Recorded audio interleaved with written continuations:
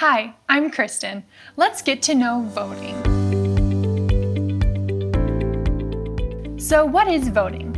Well, there are a lot of decisions we make every day.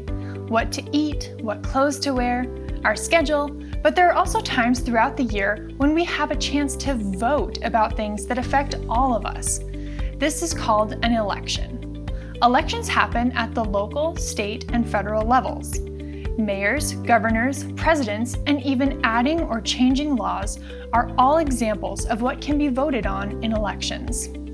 So why vote?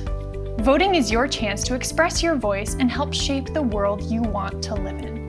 It's our opportunity to come together, to make changes, or to help things stay the way they are. It's your vote. So who can vote in South Dakota? Here are the requirements. You must be 18 years old, you must be a United States citizen, and you must be a resident of South Dakota. One thing to note, you can vote if you have a guardian. If you're unsure about being able to vote, ask for help. So how do you vote? First, you have to be registered to vote in South Dakota. That means filling out a voter registration form, which can be found on the South Dakota Secretary of State's website, sdsos.gov. If you are unable to access the website, reach out to Disability Rights South Dakota for assistance. From there, click Elections and Voting, then register to vote.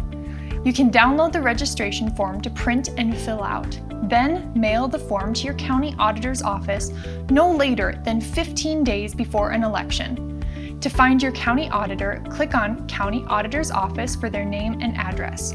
Remember, if you need help with any step in this process, you can always reach out to us at Disability Rights South Dakota. Next, how do you know when elections are?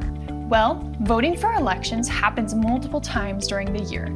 To see a list of all upcoming elections, visit sdsos.gov and click Upcoming Elections. If any elections are happening soon, you can view a sample ballot by clicking View My Sample Ballot. You will need to fill out some questions like your name, birth date, and zip code. Click Search to bring up your current voter information. Any available sample ballots and other helpful information, like where to vote, will appear on the screen. A helpful tip: learn as much as you can about the candidates or topics before you go to vote. That way you will be confident when casting your ballot. Also, know you don't have to vote for everything on the ballot. When it's time to vote in person, you will need to bring some identification. Your photo ID works great if you have one. If not, you can sign a document called an affidavit as a form of identification. Know that all polling places should be fully accessible and support both written and machine-based voting to best fit your needs. One thing that can be really helpful is to print off a sample ballot at home, fill it out, then bring it with you to your polling place to copy your selections to the official ballot. You can also bring someone you trust with you or ask an official poll worker for help. Another way to cast your vote is by voting absentee. Absentee voting can happen before Election Day by filling out an absentee ballot that you will submit through the mail.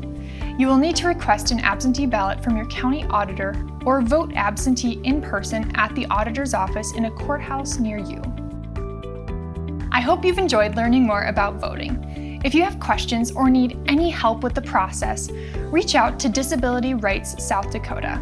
You can call 1-800-658-4782, email at drsd@drsdlaw.org, or visit online at drsdlaw.org.